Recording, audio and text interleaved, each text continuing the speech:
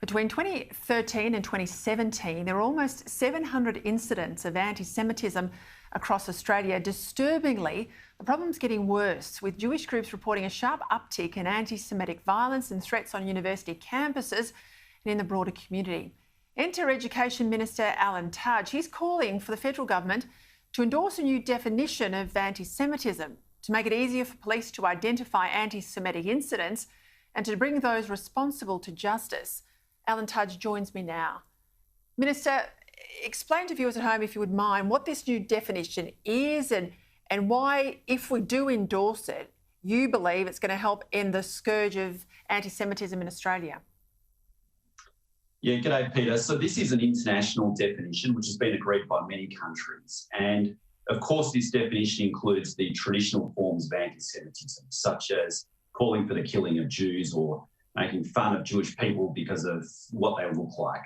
But it also includes other forms of anti-Semitism, such as holding an individual responsible for the actions of the Israeli government, for example, or for equating the actions of the Israeli government today with that of Nazi Germany back in the 30s and 40s. So this international definition is important. I think if we adopt it as a policy position in Australia, it provides that guidance for institutions and particularly our universities to be able to call out poor behaviour when they see it. It's never going to stop anti-Semitism altogether. Anti-Semitism has been going on for thousands of years, but it can make a difference, and particularly some of the anti-Semitism from the left, where we've seen very significant increases in recent times. Well, I want to move to another issue if I can. New anti-discrimination legislation is being put forward by the Victorian Government, which will ban religious schools from sacking or refusing to employ teachers on the basis of their sexuality or gender identity. Now, Minister, there's always been a bit of an understanding or an unwritten rule that religious schools would be allowed to hire people that agree with their faith, or at least people that are prepared to teach the faith and not contradict it or openly disagree with that faith in that school. How doesn't this breach that understanding, and isn't this a breach of freedom of religion rights?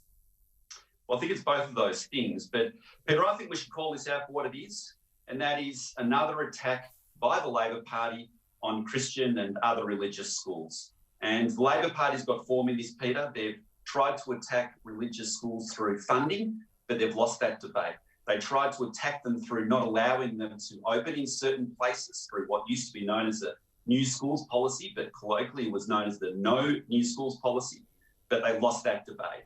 Now they're going after recruitment practices and trying to effectively diminish a Christian school or a religious school through those practices. And I'll tell you what, Peter, this wasn't taken to the last election, despite it being quite a radical departure for these schools. And I honestly question why it is a priority now in Victoria when we haven't had a normal term here in Victoria since 2019, and we still don't have a plan to open the schools here in Melbourne. And so why isn't that the priority that we're talking about rather than this particular matter? Well, we're just touching on that point about lack of education for kids and all the pressures of lockdowns. Pretty disturbing findings in a study from Page of the Australian today about the links between Instagram and social media, the representation that young people see of themselves and others, and anxiety and depression. Research from Facebook, which owns Instagram, was obtained by the Wall Street Journal. It shows that Instagram makes body image issues worse in 1 in 3 girls. And tragically, 13% of British teenagers who reported suicidal thoughts linked it all back to Instagram. So if these tech giants know all of this, if this is in their research, and they're shutting down political views they don't like, how are they allowed to knowingly exploit the mental health of young girls here? Can government do more? I think this is an absolute disgrace, what these internet companies, what these social media companies are doing. And what came out today, as you pointed out, is they are aware of the damage which is being caused. And Peter, particularly for girls in relation to eating disorders, which is such an insidious condition and can be with you for many, many years. And if you have a severe form, such as anorexia, 1 in 5 girls dies from it.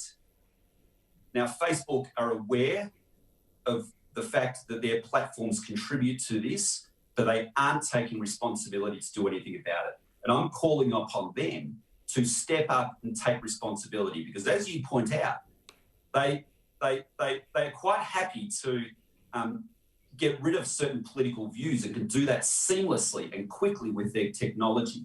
And I'm certain they could use the same sort of technology to ensure that teenage girls aren't bombarded with damaging images contributing to such harm. Thank you, Minister. I have to say before we go, your defence of the flag and determination we don't learn to hate in the school curriculum has had a huge response here on Credlin. I think a lot of my viewers are saying, please keep up the fight. Alan Tudge, thank you for your time. Thanks very much, Peter.